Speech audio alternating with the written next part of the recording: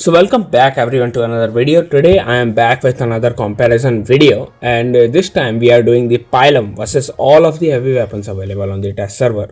And first off, we are going against the Thunder, which is a shotgun, and the OG shotgun we have. Oh, it dealt insane amount of damage. We have like 5% of our HP left. That's because I think the Thunder is a shotgun and shotguns work well in the shorter range. And we are going to do all of the comparison in the same range. I've picked a shorter range because I had to make sure that every weapon works the same. Next up we are fighting is a Flux, which is a sniper weapon, and as you can see, Flux died without dealing any too much of a damage. Flux is a T3 weapon, where Thunder is a T1 weapon, and Thunder still managed to do a lot more damage and almost defeated the Pilum.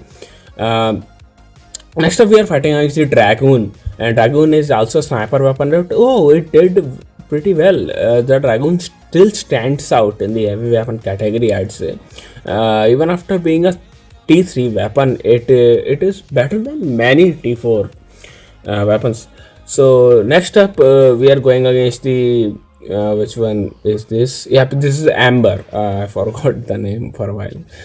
So yeah, Amber took like half of her HP, and yeah, the range is still playing a big role. Next up is Avalanche. The Pilum may seem like a shotgun to you, but it's not really a shotgun. It does not have burst damage, but it is more like it's more precise than any other shotgun you'd see.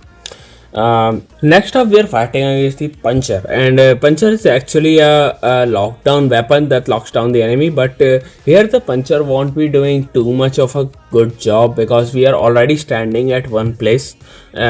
But the Puncher still dealt a good amount of damage, and but the Pilum is still in the lead. There is not even a single round where Pilum has lost. Next up is Viper. It's actually also like a sniper weapon, but the dot effect is insane. And do you think Samjok will die of the dot effect? Nah, it was not that much. And next up we are going for the Redeemer. Redeemer is a very powerful weapon. It shoots 3 shots at a time, and as you can see, it's dealing insane amount of damage. But the Pilum has more constant damage. It just keep on going, and the ammo is so much, man. We are killing the Samjok, and Samjok has too much less of HP, and we are taking like half of our ammo just to kill the Samjok entirely. Next up we are going for the Rashdor. This is the kind of weapon that follows the enemy even after you are hiding beside a cover. You will still get hit, and Rashdor is not made to fight that good. I think Rashdor is a pretty weak weapon in the economy right now. Next up we are going for Crispos. This is a weapon with blast effect, and it's going against the Pilum. The Pilum and this has nothing in common, but yep, we got the kill, and the Pilum is continuing the streak. Next up we are fighting against another sniper weapon, and this one is an insane one. This is the one I am a fan of, Reaper, and it's dealing good amount of damage, and not that good. Honestly, I'm disappointed by Reaper at this point. I was really hoping it would do well. Next up is Stake. Stake is a kind of weapon that gives you a energy shield when it's on, and yeah, it works well in the closer range. It has like 100-meter range, a very short range. That is the reason why I had to pick such a short range, because there are many weapons that do not work in the longer range. Next up is Havanji, another sniper. I'm not doing it in a way that the weapons become stronger and stronger. This is just a random order. I just equipped them on the test server however they appeared in the inventory. Next up is Talon, also a sniper weapon, and let's see how this one goes. I do not have high hopes for this. It still dealt more damage than the Reaper, man. It took half of our HP, but the streak of Pilum winning is still going on. Next up is Hammer, which is a shotgun, and deals very high amount of damage in the closer range. So I think this may be the end of the streak, and boom, Yep, yep, he got the Pilum. The blast effect of hammer is insane, man. I'm telling you. Next up is DK, which is not a shotgun or sniper, just a brawling weapon, and I think the DK has a chance. Nope, nope. DK.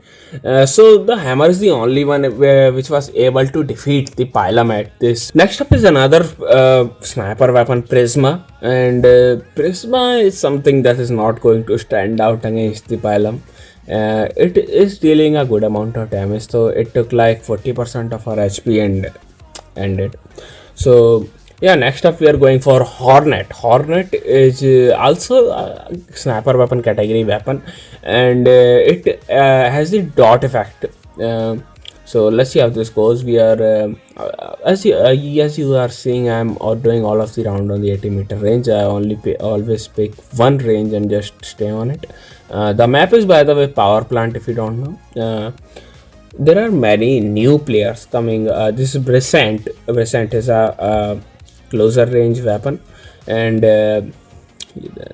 whoa, whoa, and oh, they both died at the same time. That is in something insane. I was not really expecting that. So Brisant is a weapon that is at the same power level as the Pilum.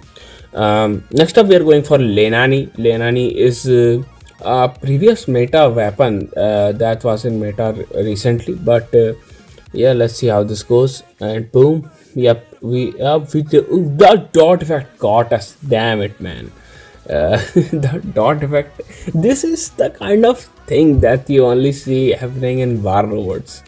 There are very few games with this mechanic of dying after the enemy is dead. There's another shotgun weapon, Kirin, and Kirin is a very fan favorite weapon, and I think it will do well against it. Yep, it got us. It did well against the Pilum, and as you may have noticed that, like I said in the start, that the shotguns are going to take the lead because of the 80-meter range thing. Now, next up is Subduer, the most forgotten heavy weapon, I'd say, because it came alone in the game, and it was not able to kill us, and we are left with like 10% of our HP still. So next up is Howler, we are going to fight against, and Howler is a sonic weapon. It does not let your robot heal, but we are not using that mechanic here anyway, so this is going to be a balanced fight. The Howler, yeah, it's not able to deal as much as damage, because the main thing it does is taking away your ability to heal yourself. It is overpowered on the robots that support robots, or the robots that heal themselves or their friends. The next up is Hatchet, and Hatchet has a very low range itself. It does not work if the range is more than 100 meters, and it has just been collapsed to the ground. So next up we are going against is the Piercer, which is also a camping weapon, and Piercer is like a bow and arrow but robotic and futuristic. So yeah, let's see how this goes. I didn't know that the Piercer is that good. It is a latest weapon that came with tricks, and it did pretty well amount of damage. It was very decent. And next up we are fighting against is the Cheon. Cheon is a very freezing cold weapon. It died. It starts like building like a tornado all around you, and it looks really cool mid fight. So next up we are fighting against the Shifang. It is an electric weapon, and it deals insane amount of damage, and I think this could be the one that will put an end to the streak. The streak is already broken though, but let's see still how this goes.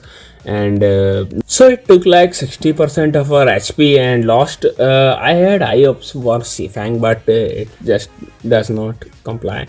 Next up is Dune, which is a long range weapon that came with Baglior, and it deals insane amount of damage and then gets reloaded for a while, and even the one hit from it deals insane amount of damage. We had like 50% of our HP gone, and it started reloading, so it died. So next up is Boom, and Boom is the latest camper weapon that Oh, did you see that earthquake mechanic? I love that, man. That is the kind of thing that the company should add more to the game. Those kind of mechanics keep me going. And next up is Arthos. Athos is the name, and it is technically a life stealer. And as you can see, the other Samjok is healing itself by stealing my HP, and oh, we survived at like 1% of our HP. I think this would have been a draw. There was some few seconds of an issue. So that was it for today. This face cam is going to stay on from now on, and this is going to be so much fun sitting with you guys, watching these comparisons and providing you information about how the comparison is going and what is happening in the video. So yeah, that's all for today. Subscribe.